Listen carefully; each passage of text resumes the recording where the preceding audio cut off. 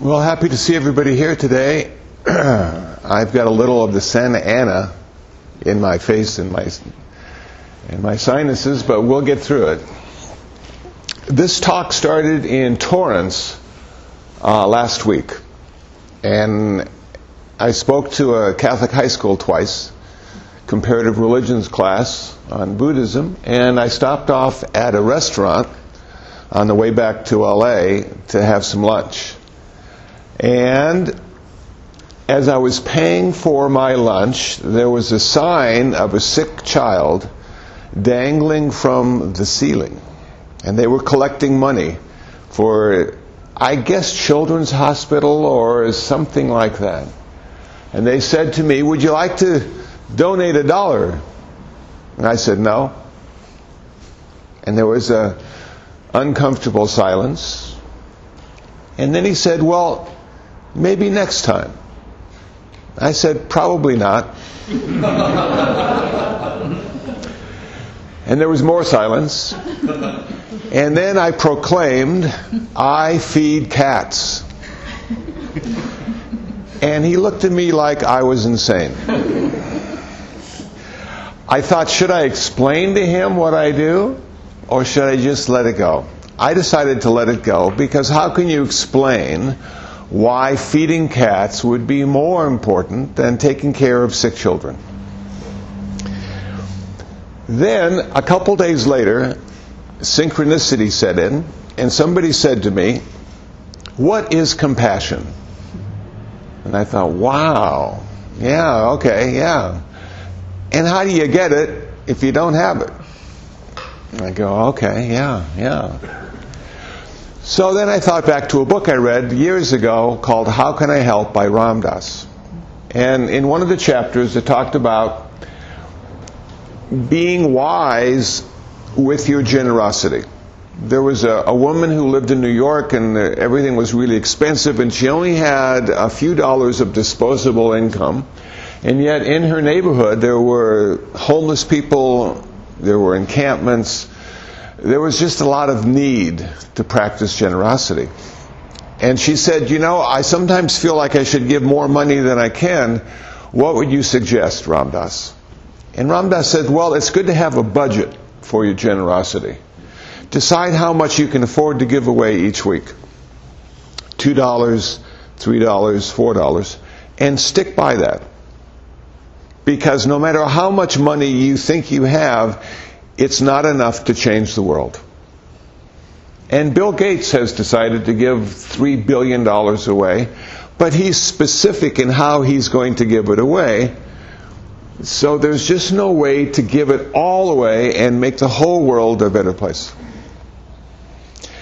Now, in my practice of generosity and in feeding the cats, I have made a commitment to do that twice a day. So we have our feeding time in the morning, and we have our feeding time in the evening, and then in between there's play and petting and talking. And people ask me, do you talk to your cats? Of course I talk to them. They don't understand what I say, but they feel what I say. And then they go, yeah, this poor guy, he's getting old, talking to his cats. It sometimes costs $100 to $150 a month. And there are plenty of people, I must say, that help me out with the expenses of feeding the cats. But it's a commitment I've made in a specific way to change the world and reduce the suffering. And I can't save the world, but I can feed 8 cats. I can't save the world, but I can interact with 8 cats in a way that makes their life better.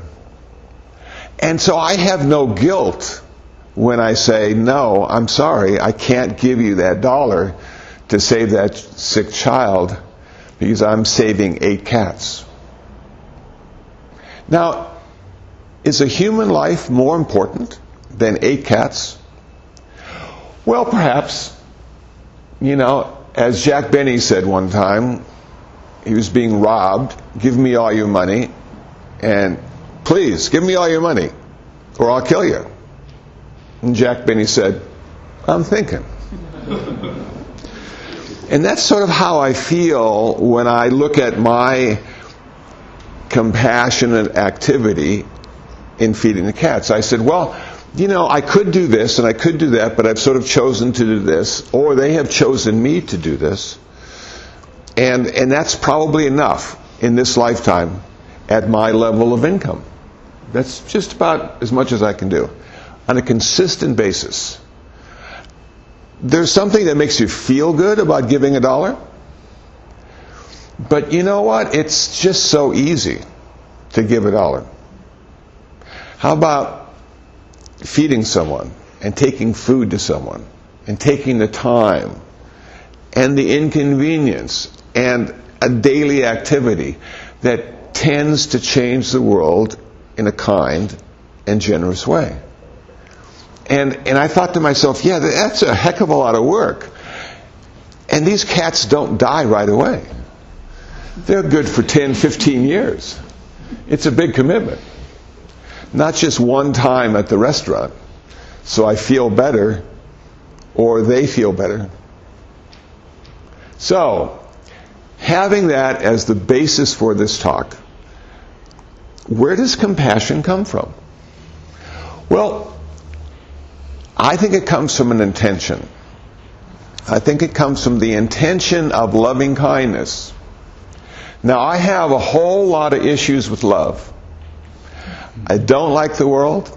I know it's the word. I know it symbolizes a lot of pleasant feelings. But this is how I break it down. Love. One of the strongest attachments we're ever going to have. What did the Buddha say about attachment? It always leads to suffering. Oh, man. So, even the mild kind of love, like loving your cats, having an attachment to your cats, when they die, you're going to suffer. When they're sick, you're going to suffer. Okay. But how about the idea of men and women coming together in relationship out of love? Well, what is that? I said to myself, because, I've looked at my relationships in the past, and I've had some wonderful relationships, and yet they never stuck because it seems I wasn't attached enough. There was a little hesitancy on my part for full commitment that I thought, well, maybe I'll just sort of do half commitment. When I consider that mostly sex. And then the rest of the commitment may just appear all by itself. So what's the deal with love? Well, love, there's attachment. There's also this kind of greed and lust that goes with this love. It's not in the forefront. Sometimes it's hard to see right away. But there's always a sense of greed, that this is mine, and this makes me feel good. And then there is a sense of ownership and control that springs out of the greed and the lust, and that can really turn a relationship sour quickly. I've come to understand that the reason in Buddhism we never use the word love independently, all by itself, is because of that. So what did the Buddha do? He attached another word to love. Kindness. Whoa. So in order to have love in Buddhism, you also have to have it connected to kindness. And then you say to yourself, well, what the heck is kindness? What am I supposed to do? And it seems to me that kindness reduces suffering. When you're kind to someone, you're reducing suffering. You're suffering, they're suffering, the suffering found in the situation. So it balances all the negative aspects of love with the positive aspects of kindness, and now we have this sort of middle path love, loving kindness. Okay, how do I start my compassion? Well, I have to get this loving kindness uploaded to my consciousness. Because I find that most of the time I don't have a lot of love or kindness as I go through the streets and sidewalks of Los Angeles. I really disappoint myself that I'm not more enlightened and can see the beauty and the wonder of this world. I see a lot of struggle and a lot of failure and a lot of hurt feelings and a lot of just uncomfortable people in uncomfortable situations. Now, the Buddha said I'm in charge, that I can look at any situation and see it in a multitude of ways. So why can't I see the situation through the filter of loving kindness? Well, it's possible, but it requires me to work. It requires me to upload it every day. So let me share with you loving kindness as I do it, and you can sort of see how it works for me, so I can change my mind and see the world in a more, I don't want to say optimistic, but a more realistic way. So I start in the morning, even before the first cup of coffee, I start in the morning and I say, may I be happy, peaceful, and free from suffering. May no harm come to me. May no difficulties come to me. May no problems come to me. May I always find fulfillment. May I also have patience, courage, understanding, and determination to meet and overcome the inevitable difficulties, problems, and failures in life. So I start with me, the selfish guy that I am.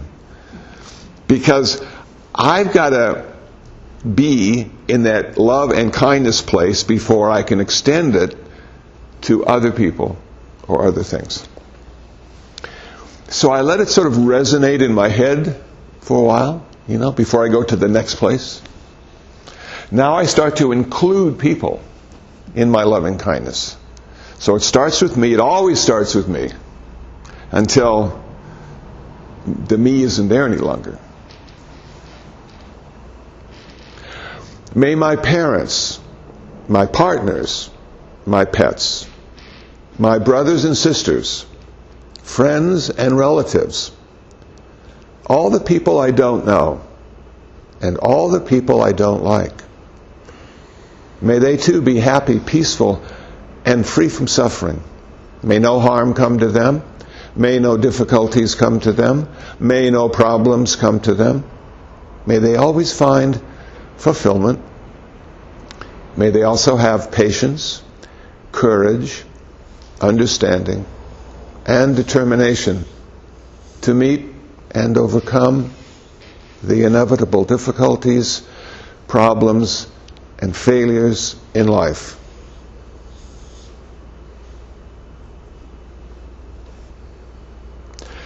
Now, the most profound aspect of that, all the people I don't know, which turns out to be about 7 billion. And now I'm going to extend love and kindness to 7 billion people. And if I can just visualize all the people on the earth, like a bunch of ants on an anthill, and just there they are, coming and going, that's the place I need to be when I go on the streets of LA. All the people I don't know, because I'm seeing all these people for the first time. I actually see everybody for the first time. But it's more obvious when they're a stranger. And I'm going, wow, okay, what's my response to all the people that I don't know? My response after the loving kindness meditation to all the people I don't know is one of familiarity. They all look sort of familiar. I can't remember where I saw them or what we talked about, but everybody looks a little more familiar than they did when they were strangers. And that allows me to feel more comfortable, that I can walk into a room filled with strangers and feel comfortable because I've seen everybody before. And we can start a conversation. And of course you're going to start the first conversation every time. And that's fine. And then all the people I don't like. Now, that list is growing shorter as I get older, which is good, but there's still some people that I feel uncomfortable around. And it has nothing to do with them. It has something to do with me. A deeply rooted issue that hasn't been resolved, that hasn't come to the light of day yet. I still need more practice. And I continue, and I start to see that every time I project myself onto the person I don't like, what I'm really seeing are certain characteristics of me that I don't like, and I haven't been able to change yet, or reform yet, or make them more round and soft and pliable yet. Okay, so now I keep looking at myself and all these people that I don't like. And I go, wow, look at all the years I've had to work on myself, and yet it's still not complete. I still have so much more work to do. So much more time that I need to set aside for my own practice, which as I get older, I'm starting to see with much greater clarity that I do need to put some time aside for myself so I can die well. And before I die well, I can age well. And aging well is not hating everybody in your life. And I've seen some people who seem to hate everybody in their life, but actually I think it's more hating the situation they find themselves in. And the uncomfortable aspects of having a mind and body as we age. It doesn't get any better. One of the things that's driving me crazy about my aging process is I keep dropping things to the floor. And I'm holding it one moment and it's on the floor the next. And I'm thinking, how the heck did that happen? What's wrong with my hand? And then I just take a snapshot of that moment and I realize what I was doing. I was thinking about two other things while I was holding the cup, and I got distracted by my thoughts. And I need to have a laser-like focus now on holding that cup. That's the only thing that exists in my life, is holding the cup. And then I won't drop it. But then I put the cup on the table, and the cat knocks it off. I'm going, you know what? Maybe the cup needs to be on the floor. Yeah. So I look at my own aging process, and rather than just being uncomfortable all the time, I just smile and go, this is really a trip. And nobody ever told me. Friends, relatives never got me ready for the aging process. It was almost like we don't talk about it. The elephant in the room. One day you'll be old. We're not going to talk about it. One day your hair will fall out. We're not going to talk about it. Because it's so gradual, oftentimes it gives you a chance to adjust to the new, older you. And then pretty soon there's no hair, and then there's no hearing, and there's no seeing, and the list goes on and on. And there you go.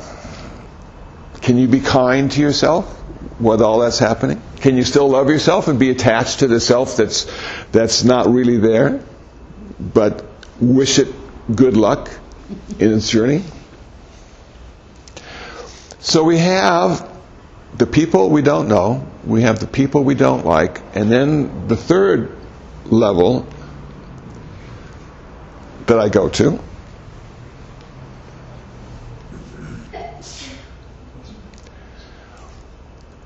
may everything with form and without form, with consciousness and without consciousness, with legs and without legs. May all beings be happy, peaceful, and free from suffering. May no harm come to them. May no difficulties come to them. May no problems come to them. May they always find fulfillment. May they also have patience, courage, understanding, and determination to meet and overcome the inevitable difficulties, problems, and failures in life.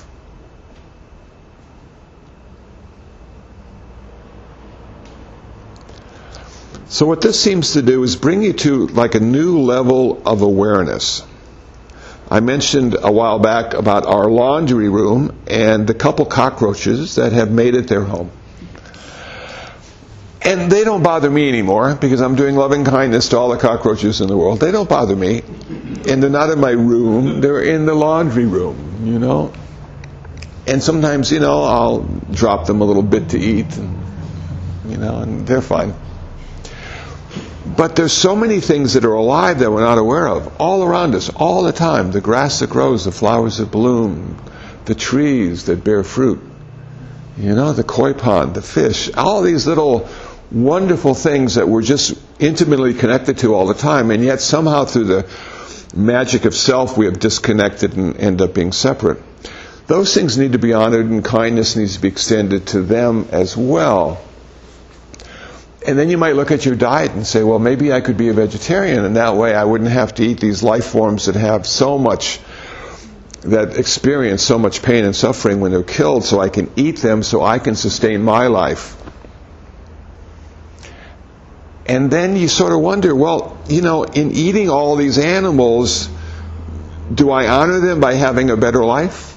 Do I honor them by doing good things and good activities, putting my life into a place where I can be of service to others and reduce suffering in the world? Or do I go to the Dodgers game? Which might be okay too. There's a couple 100,000 people that love to do that, probably more. But it allows you to look at your life differently when you see all these animals that have been killed for you so you could sustain your life. Do you honor them with having a better life? And ultimately, do you honor them by not eating them and maybe becoming a vegetarian? And I was at a seminar yesterday in the valley, Pacoima, really hot yesterday. And it was Japanese Americans. We come together to talk about Christianity and Buddhism and activism. And the idea of being a vegetarian came up. And a lot of people just couldn't wrap their head around being a vegetarian because sort of like, what's the point? You know? You know, a cheeseburger is a cheeseburger. And it is. A cheeseburger is a cheeseburger. But the process of being a vegetarian, I think, comes out of being sensitive to the issues of all living beings. I don't think it's found in Buddhism. There are vegetarian Buddhists and there are non-vegetarian Buddhists, and they both can achieve nirvana, and one doesn't get there faster because of what they eat or don't eat. And yet if you look at the world through your loving kindness reflection every day, you see that the suffering in the world starts at the bottom and goes to the top, and nothing is excluded. It's all there. So now you're setting up this mindset, the mindset of compassion. This is my definition of compassion. The activity of kindness. Compassion is the activity of kindness.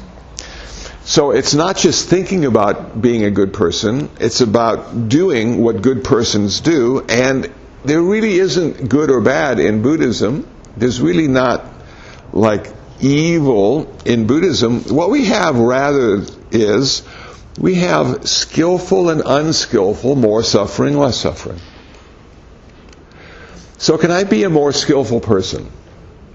I have the mindset now that will enable my speech and action to manifest in a much more skillful way in my day. Can I take that speech and action and make it always kind? Speak kind words, do kind things. Now, I have this idealism in my mind that yes, I can do that. I practice every day. I've been ordained almost 20 years now. I can do this. And yet I fail miserably many times. And I'm thinking, what's the problem? What's the biggest issue of being kind? And for me, the biggest issue of being kind is time. It takes more time to be kind. And sometimes if you are going from point A to point B and don't have the time, it's really difficult to let somebody merge into your lane. And usually it's an SUV. And they're going to merge whether you want them to or not. And so what do? Do I sort of like challenge the behemoth in my little Suzuki and say, no, I'm in this lane and I'm not giving you permission to be in front of me? Well, I could do that, but it's just a useless activity. So I let them in. And it doesn't take a block or two more where somebody else wants to come in, and always in my lane and always in front of me. And I'm thinking, why do they pick me? Why don't they get the person in back of me? Well, they don't, and then I let them in, and I might, grumble a little bit, have some unskillful thoughts arise in my head, and continue. And that's sort of how the day works, And then you're at food for less, and the person behind you has one item. Sir, can I go in front of you? I only have one item, and you have 24 cans of cat food. Sure, you can go in front of me. And then you go out to the parking lot, and then you try to pull out of your little space, and there's cars coming this way and cars coming that way. And does anybody wait for you? You've waited. You've helped 43 people today. And all you want to do is get out of your parking space. Will they let you do that? No. And then you sort of have to just forgive yourself in wanting the world to be different than it is. You don't forgive them, forgive you, because it could be better if only they would appreciate what you're going through and what you need to do, but nobody does. They can't appreciate you and they don't know what you're going through. So you forgive yourself in expecting them to know. And there's a certain flow. Excuse me. There's a certain flow that you find. It's called synchronicity. And everything is just working at its own speed and its own pace. And it's not yours at that moment. But can you adjust? Can you find the brake? Can you find the accelerator? Can you ease into that lane of synchronicity, of flow? And yes, you can. But now you need to engage in love and kindness. You need to go in there and just sort of stay there. You go, okay, love and kindness. I have love, I have kindness, and I'm going to stay here even if they are a jerk. And then you say, but no, you can't use that word either. You can't call them a jerk. Because that's not love and that's not kind. So then you call yourself a jerk. And then you go, no, you just have to delete that word. Okay. Now we come to compassionate activity. And we say, well, how can I be compassionate? What kind of activity is necessary? And it's speech and action. And is it helping people? Is that compassionate activity? Well, sometimes, the thing is, I think the more we become connected and the less we become disconnected, we start to see that we're really working as a group all the time. And in LA we have this wonderful 400 or 4 million person group that we're part of. And so there's the ebbs and the flows, the gives and the takes, and it's an interesting dance that we do to practice compassion. The activity necessary to reduce the suffering of others. It could start with you, but it ends up with them. Okay, so now you start with loving kindness in the morning. Then you have activity that is modified throughout the day that reduces the suffering of others and ultimately yourself. And then you get to the end of the day. And what do you do then? How do you adjust for the next day or for sleep time? Well, what I do is I do the loving kindness again. They become bookends on my day. So people say to me, how often do you practice meditation? Well, not as often as I used to. Because I got stuff to do now. When I was training, I had less stuff to do and more time for training. And once I got the moniker of monk, I have now more stuff to do and less time. And so I put a little bit of time aside for my loving kindness meditation, because I know that's really the root of this whole practice. That's like where it starts. And the Dalai Lama said something about, my religion is kindness. And he was right. That's it. That's the deal. It's kindness. And can you manifest in a kind and compassionate way through speech, through action, through intention, in every situation you find yourself in? It requires mindfulness and focus and a willingness to be second or third or fourth. It can be so difficult because the line keeps growing in front of you, and not behind you. A friend of mine, a Japanese bishop, Nori Ito, talked about something yesterday. He said, in his tradition, which is more Pure Land, one of the founders talked about being equal. He said the whole idea in living in community and practicing kindness and compassion is being equal, not being better. And he said, the best way I have found to be equal is to be on the first rung of the ladder. And I thought, what does that mean? He said, if you go to the second or third rung of the ladder, there are people you look down on. You have the first rung of the ladder, you're only looking up. And I thought to myself, wow, that is really interesting, because as you become better as a human being, as you become more of a somebody, as you become recognized as a somebody, they expect you to be at a certain place. They expect you to have an ego that will manifest and make whatever talk or activity you're doing interesting for them, so they'll pay attention and learn something. And you go, yeah, okay. But that means I have to be at the top of the ladder, the top rung, and proclaim from that view what you've come to understand as being real and important. And there's a bit of truth to that as well, because if you're at this level and your boss is at this level, you don't know what he's going through or what he has to do, because you can't see over the top. But the one up there can look down and go, yeah. But after that presentation, after that seminar, after that retreat, who leaves the retreat? Is it the one on top, the one who professes to see the great truth?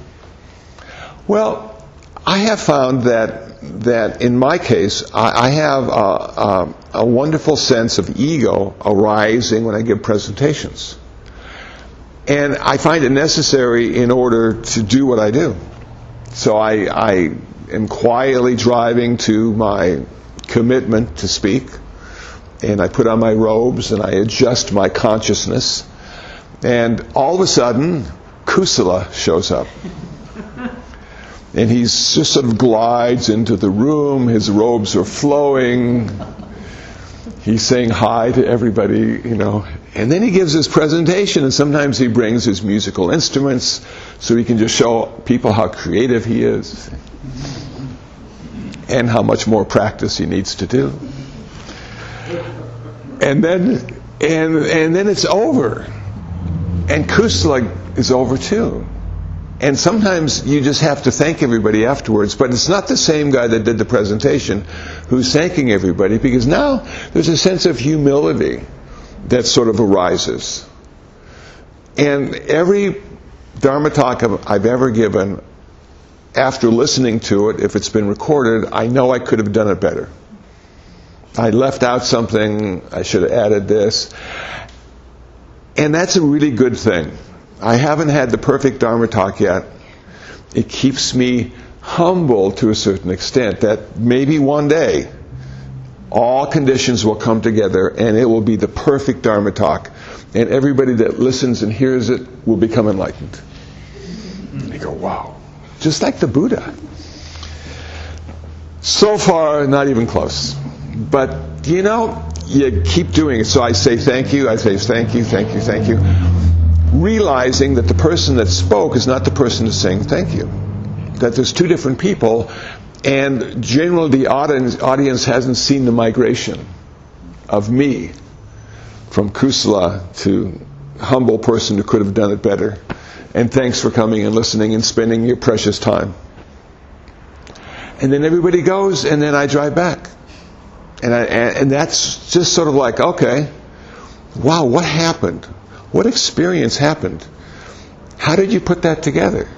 Where you need an audience, you need a presenter, and then you need to collapse time.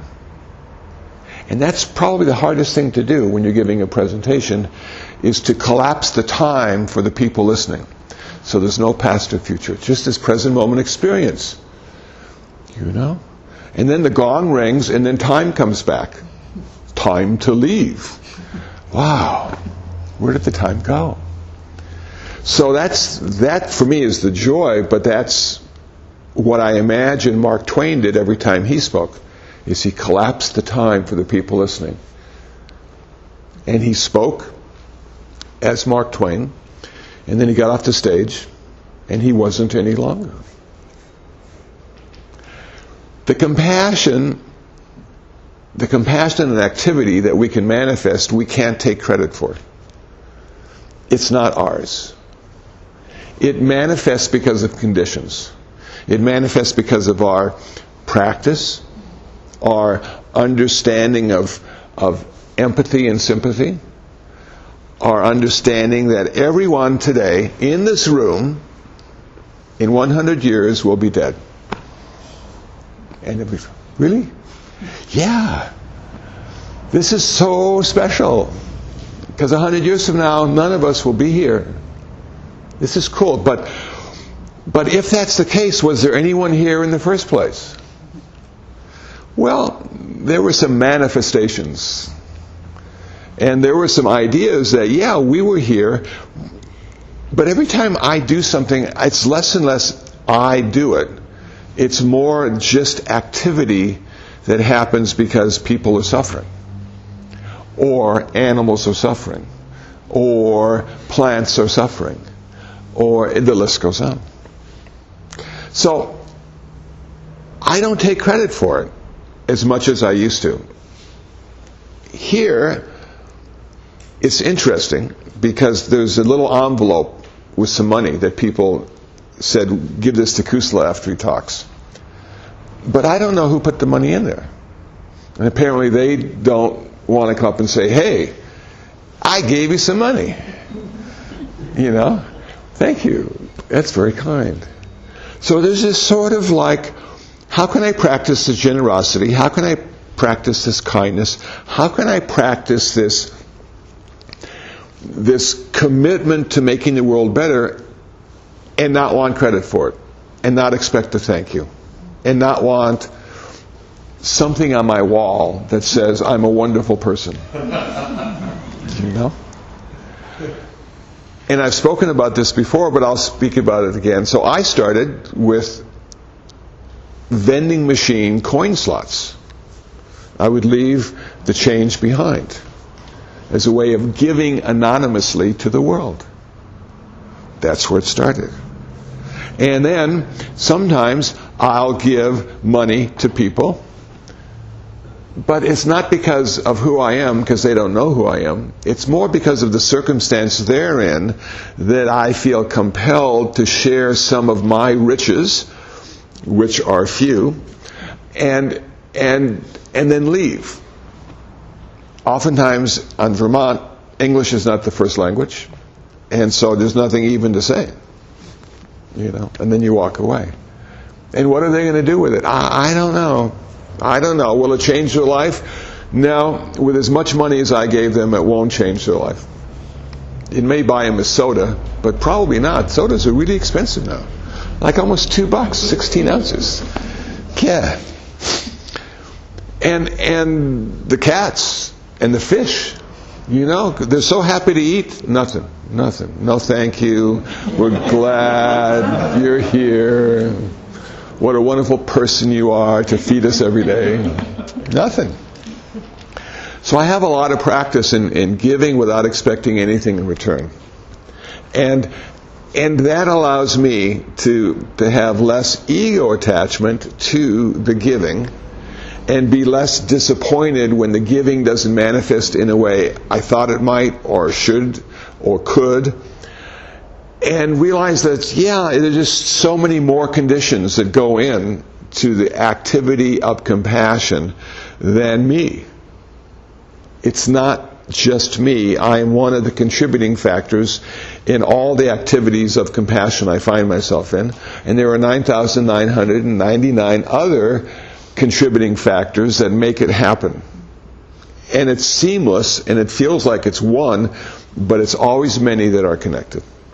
Okay. Now, what will this do for me? What's the benefit of love and kindness and compassion and activity? The benefit is, I will have less greed. That's a good thing. I will have less hatred.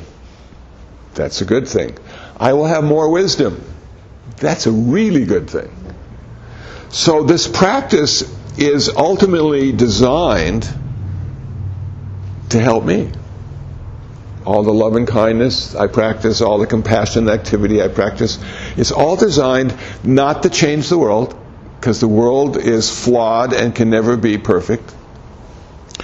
Not to change the people in the world, because you can't change the people in the world, because each one of them is unique, and you don't know what they're going through. And even if you did, there's nothing you could say or do to change that until they want to change that. So you have to let them be, encourage their growth, but not demand it. And the wisdom aspect, for me, is the most important. And the wisdom aspect in Buddhism that comes out of love and kindness and generosity and compassion and activity is the realization that we're all interconnected and interdependent. That we do not stand alone or apart. And that $1 shared affects all of us together. And with that as my wisdom, I continue to get up in the morning and do my loving kindness meditation. No obvious results on a daily basis, but over the course of a lifetime, it can be looked at this. As I look back on my life, it's not what I thought or who I was that made the difference. It's what I did.